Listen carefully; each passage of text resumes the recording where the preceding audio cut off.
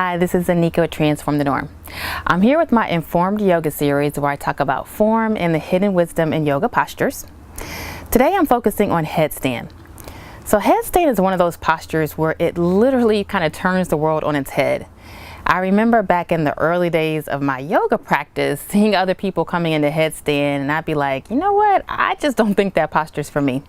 I don't know, it was something about standing on your head that just didn't quite seem right.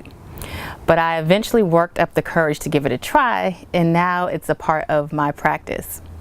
So today I'm focusing on piking up into headstand, which is a little more advanced. So if you're still trying to figure out how to get in headstand, don't worry, I've got something for you too. Check out the section below for some tips on how to get into basic headstand. I've got a link down there for you. So for today, getting back to piking up into headstand. So this is for someone who's probably has a little bit more of a seasoned yoga practice, is used to coming into headstand. Maybe you bring your knees into your chest, or you're used to kicking up or having a wall behind you, and you want to learn how to pike up. So I came up with 3 kind of mini flows that will help you to build up control and also the core strength that you need to be able to pike up into headstand. So I'm going to jump right in today. So make sure that you've taken time to warm up so that you can get your mind and your body right.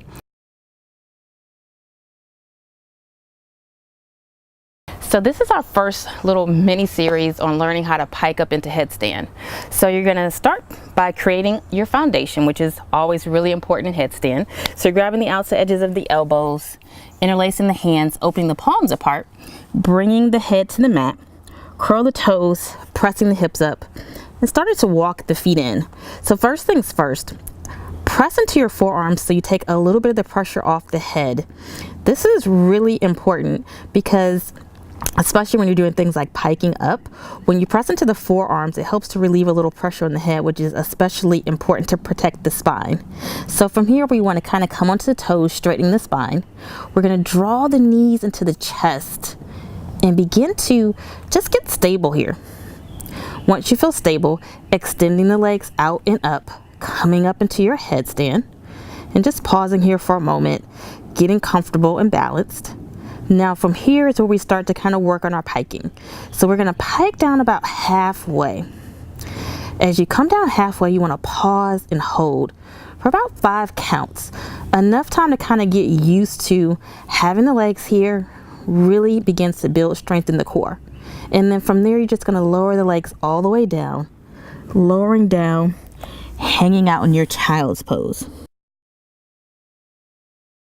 So once you get comfortable with being able to pike down halfway, then we come to our kind of second series here.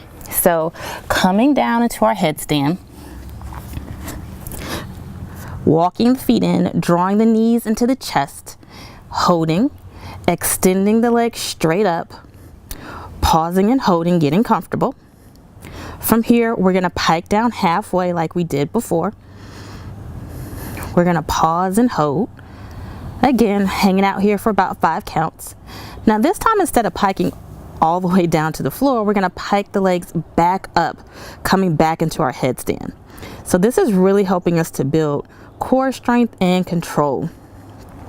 Now from here, you can either draw your knees into your chest to come down, or maybe starting to see if you can start to pike the legs all the way back down to the mat with control.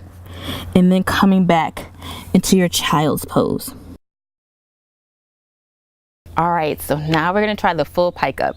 So once you've gotten comfortable being able to pike the legs halfway down, pike back up, now we're ready to see if we can actually pike up into headstand and pike back down.